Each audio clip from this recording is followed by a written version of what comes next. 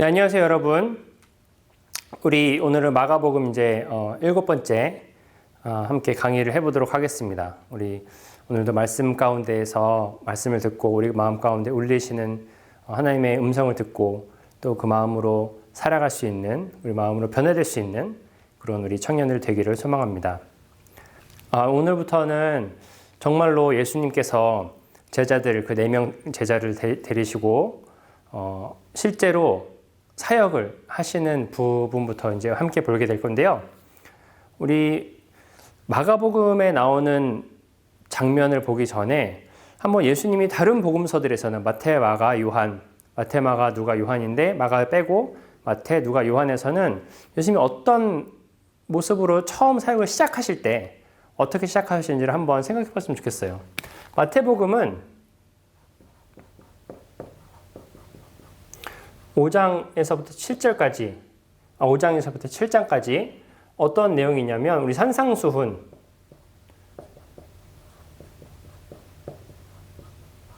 그래서 예수님이 제자들과 사람들을 모아놓고 설교를 하시는 산상수훈의 장면이 나옵니다. 그 다음에 누가복음은 4장에 보면요, 예수님께서 처음으로 이제 회당에 가셔가지고 회당에서 그 회당에서 이사야가 준 그 스크롤을 펼치시고 그것을 읽는 장면이 나옵니다. 여호와의 영이 내게 임하였으니 가난한 자들에게 복음을 선포하고 뭐 그런 내용이 나와요. 그러면서 그 예수님이 본인이 하실 사역에 대해서 회당에서 처음 선포하시면서 시작하십니다. 그리고 요한복음에는요, 요한복음 2장에 보면은 그 가나의 혼인잔치, 그 가나라는 곳에 가서 혼인잔치를 하는 장면이 나오는데, 가나의 누가복음 4장은 회당, 그리고 요한복음 2장은 그 가나의 혼인잔치에서 시작합니다.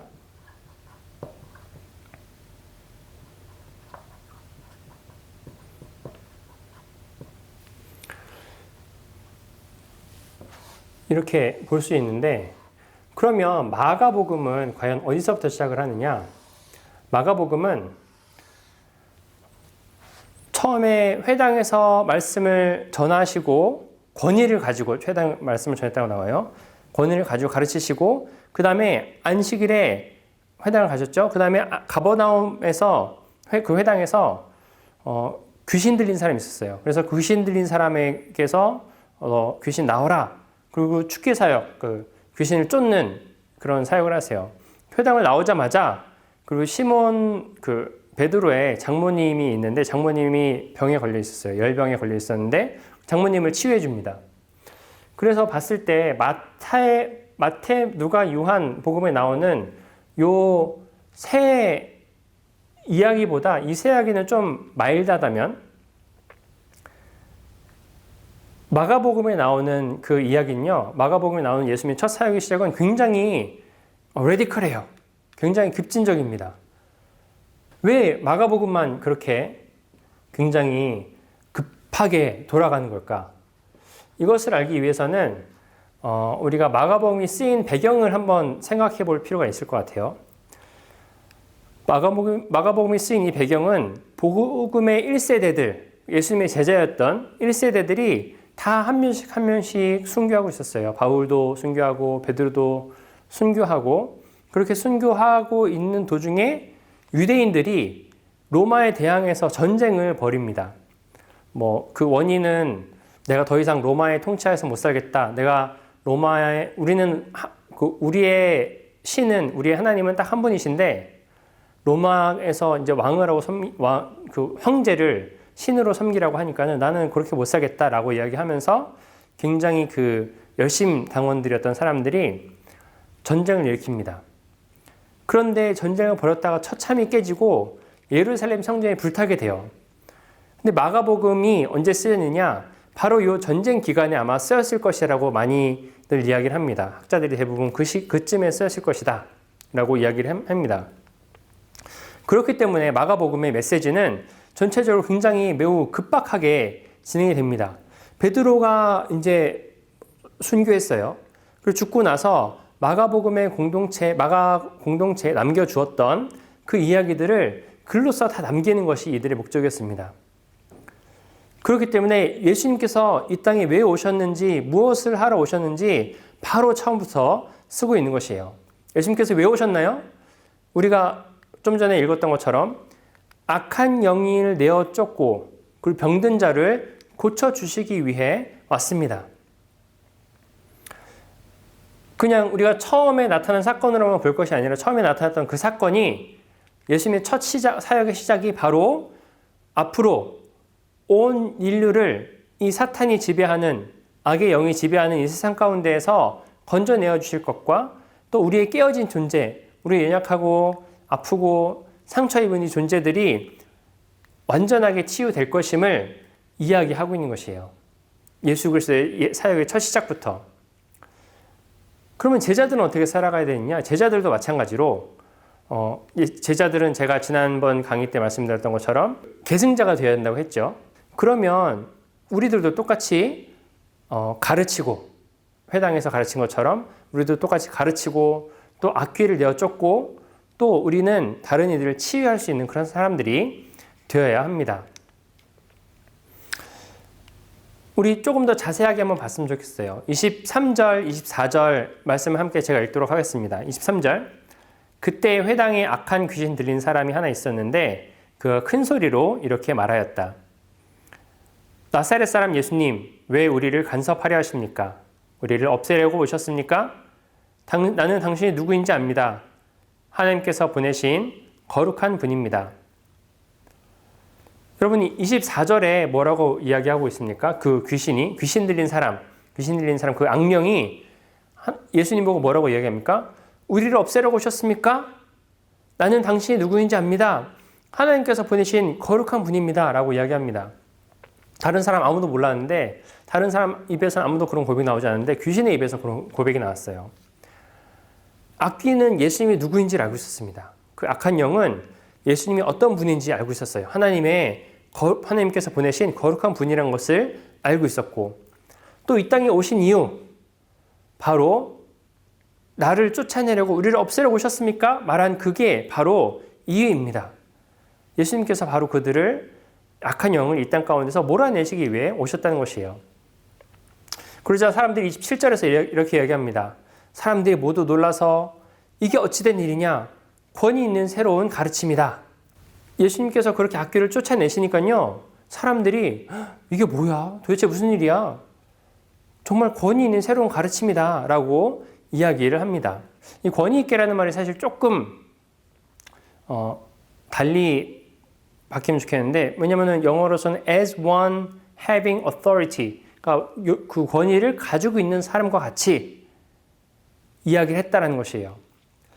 제자들도 그렇고 사람들도 그렇고 아직은 예수가 정확히는 누군지를 알지 못하지만 그의 가르침을 듣고 예수 그리스도의 가르침을 듣고 생각했다는 것입니다. 아, 지금 이 사람들 우리가 알고 있는 율법 학자들과는 다르구나.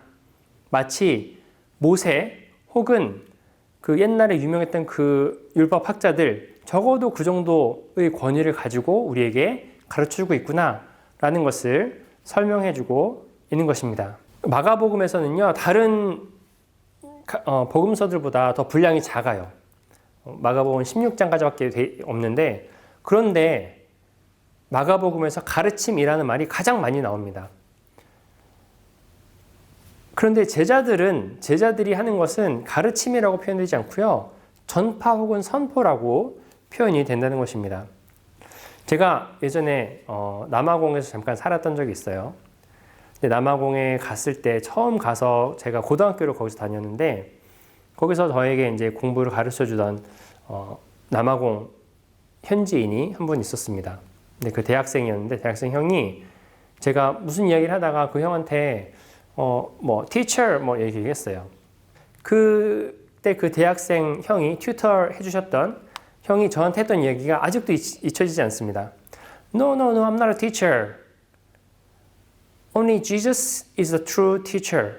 라고 이야기하는 거예요. 저는 그 얘기를 듣고 처음에 선생님은 다 똑같은 선생님 아닌가? 왜 예수님만 선생님이지? 근데 그 형은 이 진리를 그때부터 알고 있었던 것 같아요. 참된 진리를 알려주시는 분, 진짜로 정말로 가르칠 수 있는 사람은, 정말 진리된 것을 가르칠 수 있는 사람은 예수님밖에 없다는 것입니다. 마가복음에서 그 많은 많은 가르침이라는 단어를 쓰면서 제자들은 한 번도 가르쳤다는 이야기를 쓰지 않았잖아요. 왜 그러느냐? 예수님만이 진짜 참된 가르침을 우리에게 줄 수 있다는 것입니다. 우리는 어떤 사람이에요? 우리는 그런 참된 것들을 가르칠 수 있는 사람은 아니에요. 우리는 단지 그 예수님의 가르침을 받아가지고 그것을 또 다른 제자들에게, 다른 사람들에게 전달해 주는 역할을 하는 사람들입니다. 예수님은 정말 참된 진리를 가지고 있던 사람이었어요.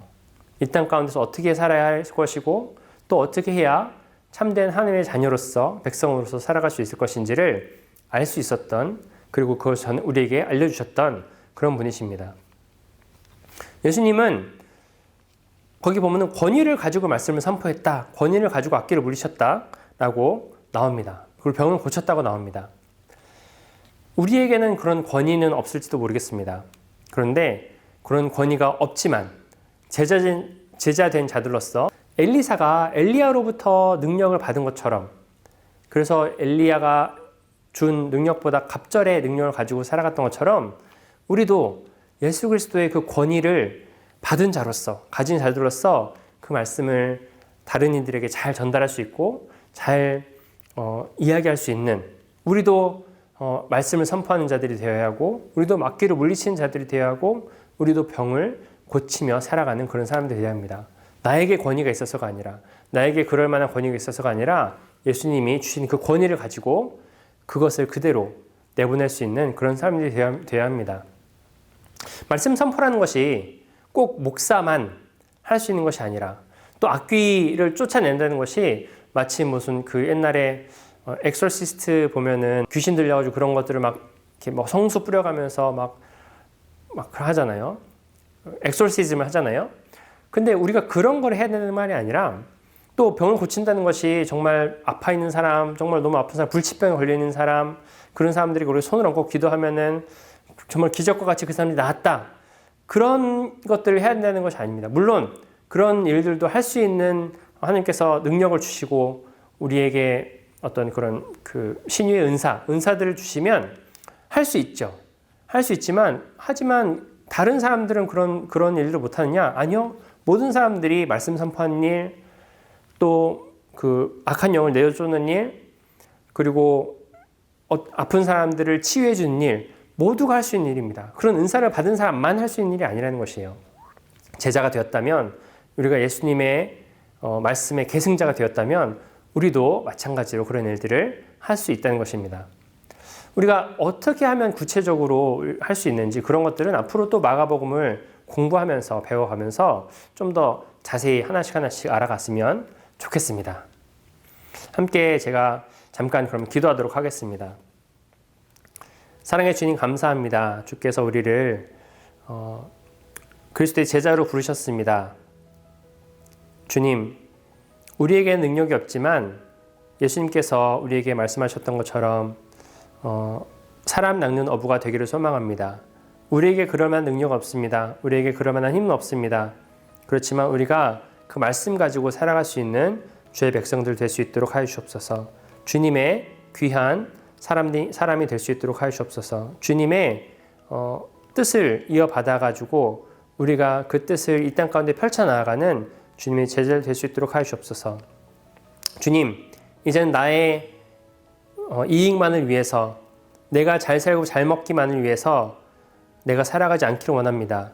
주님께서 우리에게 말씀하신 그 일들을 이 땅 가운데서 살아가기를 소망합니다. 생명을 살리는 일, 다른 이들을 돌아보는 일, 나만을 위해서가 아니라 다른 이들을 위해서 살아갈 수 있는 삶을 살 수 있도록 하시옵시고, 그것이 그들에게 있는 악한 영을 내어쫓고 그들에게 있는 아픔의 상처들을 감싸매어주는, 그리고 말씀으로 그들을 세워주는 그런 주님의 제자들 될 수 있도록 하여 주옵소서. 감사합니다. 주님, 예수 그리스도의 이름으로 기도드렸습니다. 아멘.